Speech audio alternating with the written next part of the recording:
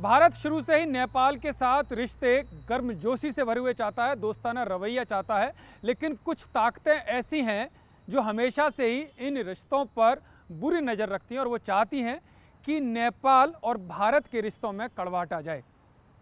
और शायद यही कारण है कि एक बार फिर से नेपाल ने ऐसी हरकत कर दी है कि भारत को उकसाने वाली कार्रवाई के तौर पर उसको देखा जा रहा है। और वो हरकत की है एक नोट के माध्यम से, यानी कि नेपाली नोट के माध्यम से भारत को उकसाने का काम किया जा रहा है। नमस्कार, मैं हूं यतेंद्र शर्मा और कड़क की बात कही में मैं बताऊंगा कि आखिरकार एक नेपाली नोट ने कैसे भारत और नेपाल के रिश्तों में तनाव डालने का काम किया है, कैसे उस नोट ने भारत और नेपाल के बीच में एक बार फिर से सीमा विवाद को रंग देने का काम किया है। एक बार फिर से मैं इस वजह से बोल रहा हूं कि पहले भी ऐसी हिमाकत, ऐसी कोशिश, कैसी नापाक कोशिश की गई है, लेकिन ये जो मैसेज है, यानी कि जो शक की सुई है, वो ये भी इशारा करती है कि आखिरकार ये किसके इशारे पर हो रहा है। तो आज कड़क की बात कही में मैं इस पर चर्चा करूंगा, लेकिन पहले ये माजरा क्या है वो मैं आपको बता देता हूँ। नेपाल ने 100 रुपये का नोट जारी किया है, क्योंकि मैंने बताया ना एक नोट के जरिए, तो वो 100 रुपये का नोट है और उस नोट पर नेपाल का नक्शा इंकित किया गया है और उस नक्शे में भारतीय सीमा के 2 से 3 क्षेत्र ऐसे दिखाए गए हैं जो नेपाल के है ही नहीं, वो भारतीय सीमा के यानी कि भारतीय क्षेत्र के अंतर्गत आते हैं, लेकिन भारत को उकसाने के लिए यानी कि विस्तारवाद, नेपाल का विस्तारवाद दिखाने के लिए उन क्षेत्रों को नेपाल ने अपने 100 रुपये के नोट पर दिखाया है और ये एक मैसेज दिया है कि ये क्षेत्र नेपाल के हैं। तो भारत इसको कैसे बर्दाश्त कर सकता है कि उसके क्षेत्रों को कोई दूसरा देश, जबकि उस दोस्त के साथ दोस्ताना रवैया रखता है। और केवल वो नहीं, दोनों देशों के नागरिकों के बीच में किस तरह से रिश्तेदारियाँ, ये सभी को पता है, पूरी दुनिया को पता है, लेकिन इसके बावजूद भी फिर से ये हरकत की गई है। पहले भी हरकत जब ओली सरकार थी 2020 में, तब ये हरकत की गई थी। वो हरकत क्या है वो मैं आपको बता देता हूँ। ये हरकत है कि 100 रुपये का नोट जो जारी किया गया है उस पर नक्शा है, उसमें लिपुलेख, काला पानी और लिम्पियाधुरा को नेपाल का हिस्सा दिखाया गया है, जबकि ये तीनों इलाके भारत की सीमा के अंदर आते हैं। भारत ने इस कदम की कड़ी आलोचना की है और साफ तौर पर कहा है कि ये पूरी तरह से मनगढ़ंत है और जो ये हरकत की गई है वो नाकाबिले बर्दाश्त है, क्योंकि ये तीनों क्षेत्र भारतीय सीमा के अंतर्गत आते हैं और भारतीय सीमा के अटूट अंग, अभिन्न अंग हैं और इसको किसी भी तरह से ना नज़रअंदाज किया जा सकता है, ना इसे स्वीकार किया जा सकता है, क्योंकि ऐसे दावों से सच्चाई नहीं बदलती और जो भारत की संप्रभुता और एक जो अखंडता है उसका सम्मान करना चाहिए नेपाल को।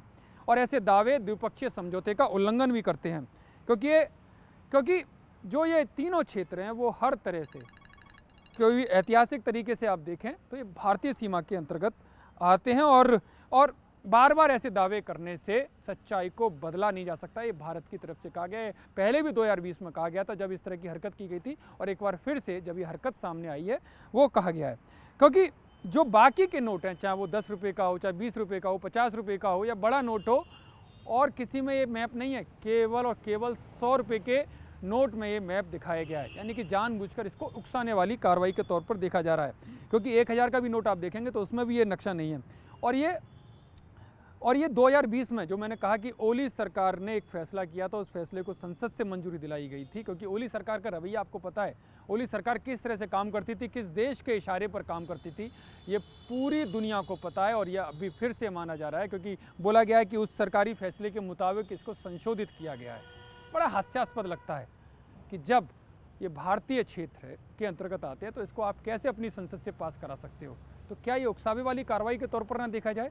चलिए मैं इसका एक ऐतिहासिक और बताता हूँ कि क्यों ये विवादित क्यों है, क्या नेपाल के भी दावे क्या हैं और भारत के दावे क्या हैं, यह मैं आपको बता देता हूँ।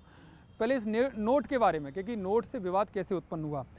जो नोट है, जो 100 रुपये का नोट है, बाकी डिज़ाइन में जो बाईं ओर की जो डिज़ाइन है उसमें माउंट एवरेस्ट है और दाईं ओर की तरफ जो नेपाल का जो राष्ट्रीय फूल है गुरांस, उसका वाटरमार्क है और नक्शे के पास लुम्बिनी का अशोक स्तंभ और उस पर लिखा है लॉर्ड बुद्धा का जन्म स्थान।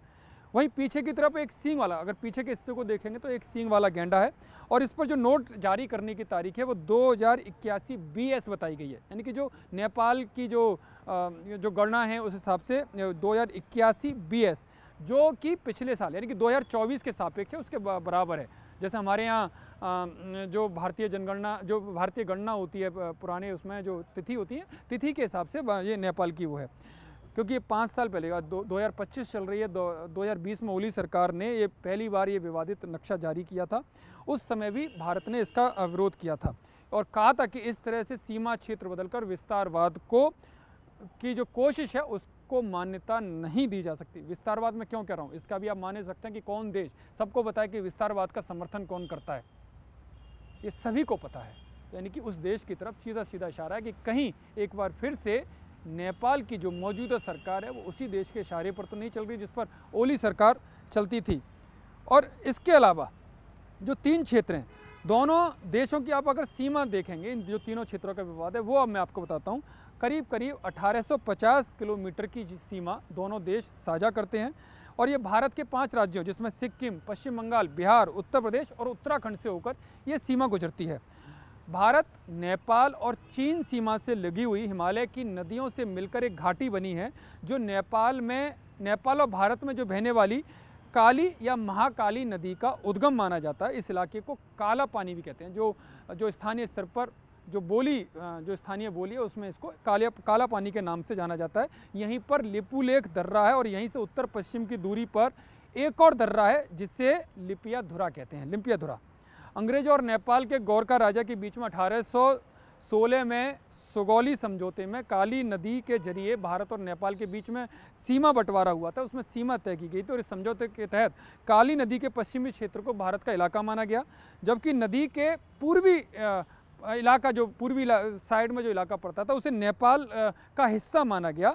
लेकिन काली नदी का जो उद्गम स्थल है, जो सबसे पहले ये यानी कि उद्गम स्थल यानी कि कहाँ से सबसे पहले निकलती है, उसको लेकर दोनों देशों के बीच में विवाद है। भारत जो पूर्वी धारा जो है, जो उद्गम स्थल की पूर्वी धारा, उसको उद्गम स्थल मानता है, वहीं जो नेपाल है वो पश्चिमी धारा को उद्गम स्थल मानता है और इसी आधार पर दोनों देश काला पानी के इलाकों पर अपना दावा करते हैं। ये महत्वपूर्ण क्यों है भारत के लिए, वो मैं आपको बताता हूँ। उत्तराखंड के जो पिथौरागढ़ जिले में जो काला पानी है, भारत, नेपाल और चीन के बीच में रणनीतिक तौर पर बेहद महत्वपूर्ण ट्राई जंक्शन है। काला पानी से भारत बहुत आसानी से, अगर काला पानी को देखेंगे, उस इलाके को देखेंगे, तो भारत बहुत आसानी से चीन पर नज़र रख सकता है। आपको ध्यान होगा 1962 का युद्ध, तो 1962 में जो युद्ध हुआ था, जो घुसपैठ की गई थी, वो चीन ने यहीं से की थी और इसी वजह से भारत ने यहाँ पर अपनी सेना तैनात की थी पहली बार और अब ITBP वहाँ पर तैनात है। 2015 में चीन के साथ व्यापार और मानसरोवर यात्रा को सुगम करने के लिए इसे खोला गया था, क्योंकि उसके बाद 1962 में इस दर्रे को बंद कर दिया गया था। जो 2015 में जो व्यापार समझौता हुआ था और मानसरोवर यात्रा, उसको देखते हुए खोला गया। 2020 में भारत ने कैलाश सरोवर यात्रा को सुगम बनाने के लिए यहाँ पर 80 किलोमीटर लंबी, इस दर्रे के पास 80 किलोमीटर लंबी सड़क बनाई थी, जिसका नेपाल ने विरोध किया। तो ये वो विवाद है। अब इस विवाद को एक बार फिर से हवा दी है नेपाल ने इस 100 के नोट पर इस पूरे नक्शे को दिखाते हुए कि वो ये नक्शे हैं वो यहाँ पर हैं। तो सवाल यही है कि आखिरकार ये बार बार क्यों हो रहा है जब भारत दोस्ताना रवैया चाहता है? आखिरकार ये क्यों हो रहा है जब दोनों देशों के बीच में सांस्कृतिक संबंध हैं, रोटी बेटी का संबंध है, लेकिन इसके बावजूद भी ये बार बार उकसावे वाली कार्रवाई क्यों नेपाल के माध्यम से की जाती है? जबकि नेपाल जब भी मुसीबत में होता है तो भारत हर तरफ से मदद के लिए तैयार रहता है। जो भी मदद चाहिए होती है, भारत हमेशा बिना किसी हस्तक्षेप के हमेशा नेपाल के लिए तैयार रहता है। लेकिन इसके बावजूद भी तो ये कहीं ना कहीं शक की सुई पैदा करता है कि आखिरकार वो कौन सी ऐसी ताकतें हैं जो नेपाल को ऐसा करने के लिए विवश करती हैं, नेपाल को उकसाती हैं। ये एक बड़ा सवाल इसमें उठता है, क्योंकि 2020 का विवाद फिर से जिंदा किया गया है। तो इसके पीछे कोई अचानक तो हुआ नहीं होगा, इसके पीछे रणनीति क्या है? क्या एक बार फिर से भारत और नेपाल के बीच जो अच्छे होते जा रहे संबंध हैं, क्या उनमें फिर से विवादित, उनमें तनाव पैदा करना है? तो इसको बड़ा सोचना पड़ेगा, क्योंकि अब करेंसी नोट पर जिस तरह से नक्शों को, जो भारतीय इलाके के भारतीय जो इलाके हैं उन्हें नक्शे पर छापना, उसे किसी भी तरह से नज़रअंदाज नहीं किया जा सकता है। और भारत ने इसे जो भारत की तरफ से बयान आया था उसे ऐतिहासिक तथ्यों के खिलाफ बताया है, क्योंकि ये नोट उसी विवादित जगह को उसमें जगह दी गई है जो पूर्व गवर्नर महाप्रसाद अधिकारी के हस्ताक्षर के साथ आया है। यानी कि 2024 का, जो मैंने पहले भी कहा, इस नोट में कई बदलाव भी किए गए हैं, लेकिन उन बदलावों के साथ जो हरा मैप है, हल्का हरा मैप है, उसमें इन विवादित हिस्सों को दिखाया गया है। और साफ तौर पर दोनों देशों के लिए, क्योंकि जिस तरह से विवाद है वो दोनों देशों के लिए और उनमें उसके जो नागरिक हैं उसके लिए चिंता का विषय है कि इन दोनों देशों के बीच में तनाव बढ़ाकर कौन अपनी रोटी सेकना चाहता है, किसको इसका फ़ायदा मिलता है। ये दोनों देशों के अधिकारियों को, सरकारों को सोचना चाहिए कि कोई तीसरा देश या तीसरी जो विदेशी ताकत है वो इसका फ़ायदा उठाने के लिए किसी भी हद तक जा सकती है। तो ऐसे में दोनों ही देशों को बड़ा सोच समझकर इस तरह के फैसले लेने चाहिए। और ख़ासकर ये विवाद पहले भी बनाया गया तो एक बार फिर से बनाया गया, तो ये नेपाल सरकार को भी सोचना चाहिए कि आखिरकार इससे फ़ायदा किसको होगा।